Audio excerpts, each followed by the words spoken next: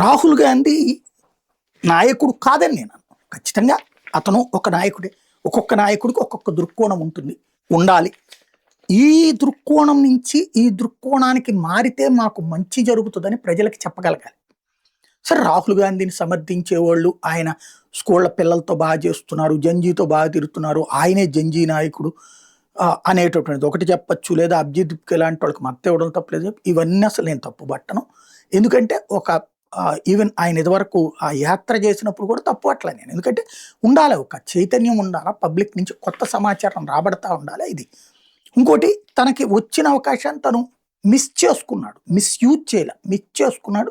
2009లో తను ప్రధానమంత్రి తీసుకుని ఉండాల్సింది. ఎందుకంటే 200కి పైగా సీట్లు వచ్చిన సందర్భం తీసుకుని ఉండాల్సింది. లేదు, ఇంకా ఎక్కువ వస్తాయని నమ్మి 2014కి ఆగేటప్పటికి ఆ పదవి పోయింది. అంతకుముందు 10 ఏళ్ళు, ఇప్పుడు ఒక 15 ఏళ్ళు, 25 ఏళ్ళు లేదు, ఇప్పుడు 22 ఏళ్ళు అయిపోయింది. ఈ 3 ఏళ్లలో ఎట్టయినా దించాలనుకుంటున్నాడు, బాగా కష్టపడుతున్నాడు. కానీ ఇక్కడ గ్రౌండ్ రియాలిటీ గ్రహించాల్సిన అవసరం ఉంది. ఆ జన్జీ యాజిటేతో అందరితో కూర్చుని మీటింగ్ పెట్టాడు. మనుధర్మ శాస్త్రం గురించి మాట్లాడాడు. Very good.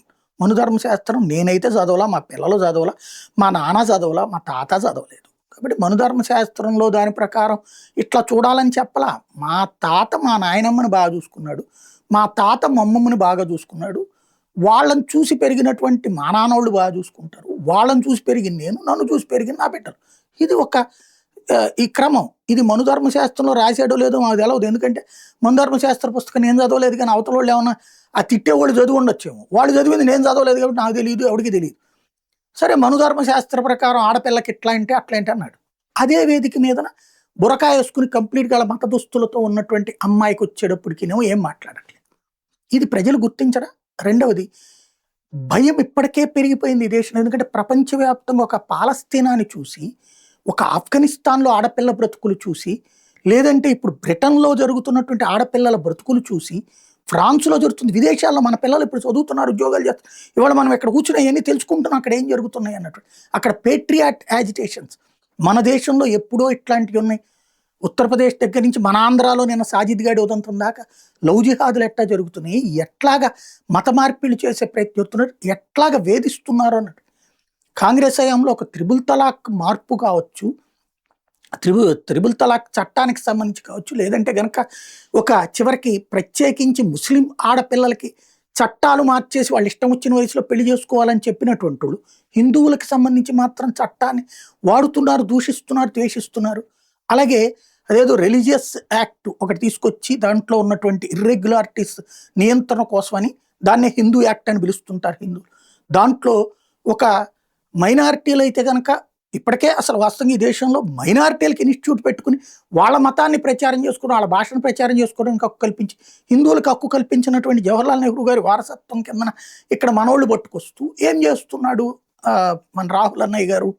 దాంట్లో ఏదైతే క్రిందసారి తెద్దాం అనుకున్నటువంటిది ఏంటి, గుళ్ళో పూజ చేసుకోవాలంటే, గుళ్ళో మైకు పెట్టుకోవాలంటే, గుళ్ళో భజన శబ్దాలు రాకుండా చేసుకోవాలి. ఒకవేళ చేసుకోదలుచుకుంటే గట్టిగా శబ్దం వచ్చేలా చేసుకోవాలంటే పక్కన ఉన్నటువంటి మసీదు పర్మిషను, చర్చి పర్మిషను కావాలి, అన్ని మతాల పర్మిషన్ కావాలనేటువంటి చట్టాన్ని ఆ రోజున బీజేపీ అడ్డుకుంది కాబట్టి, ఫుల్ మెజారిటీ లేదు కాబట్టి ఆగింది.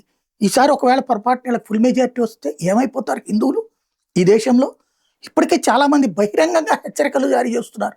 రేపు ప్రభుత్వం మీద మోడీ దిగితే ఊచకోతకు వస్తాము, ఒక్కొక్కరిని వెంటాడి తరుముతామని. దాన్ని ఏ రోజున ఖండించాడా రాహుల్ గాంధీ, లేదా కాంగ్రెస్ పార్టీ, లేదా వాళ్ళని సమర్థించే సోషల్ మీడియా ప్లాట్ఫామ్? హిందువులు ఊచకోతకు వస్తానని ఎవడో అంటలేదు. కూసేటట్టయితే ఇప్పుడు ఉన్నది 12 ఏళ్ల నుంచి బీజేపీ ప్రభుత్వమే కదా, ఎక్కడా లేదు కదా. హిందుత్వాన్ని గురించి మాట్లాడినోడేమో హిందూ ఉన్మాదవుతాడా, మతోన్మాదవుతాడా? అదే మా మతం ప్రపంచంలో గొప్పదని చెప్పేటటువంటి వాడు, మా దేవుడు తప్ప ఇంకొక దేవుడు లేడు అని చెప్పేవాడు, చివరికి ఈ దేశానికి సంబంధించిన వందే మాతరాన్ని కూడా మేము పాడమని స్వతంత్ర దినోత్సవాల్ని లేదా స్వతంత్రం మేము తెచ్చామని చెప్పే పార్టీ మాట్లాడుతుంటే, వందే మాతర గీతమే మాకు ఆమోదయోగ్యం కాదు, అందులో ఉన్నటువంటి పూర్తి చరణాలని మా ముత్తాత నెహ్రూ గారు చెప్పారు కాబట్టి ఆయన బాటలోనే మేము అసలు తర్వాత వందే మాతరాన్ని తీసిపడేసాం, ఇప్పుడు వందే మాతరం పాడమంటం ద్వారా ఆ మతానికి ప్రాబ్లం అని ఈ దేశ స్వతంత్ర గీతాన్ని మనం పక్కన పెట్టించి ఇప్పటికి కూడా అట్లా చెయ్యము అని ఉన్నప్పుడు హిందువులు రేపు పొద్దున భయపడాలా, సంతోషపడాలా?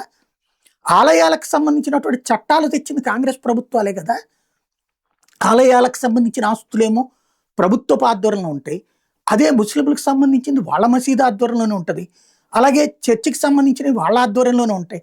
వాళ్ళకి సపరేట్ ఆస్తులు ఉంటాయి. గుళ్ళ ఆస్తులు మాత్రం ప్రభుత్వం చేతిలో ఉంటాయి. ఈ ఆస్తుల్ని పప్పు బెల్లాల్లా పనిచేసేటటువంటిది ఎక్కడి నుంచి జరుగుతుంది ఇదంతా కూడా?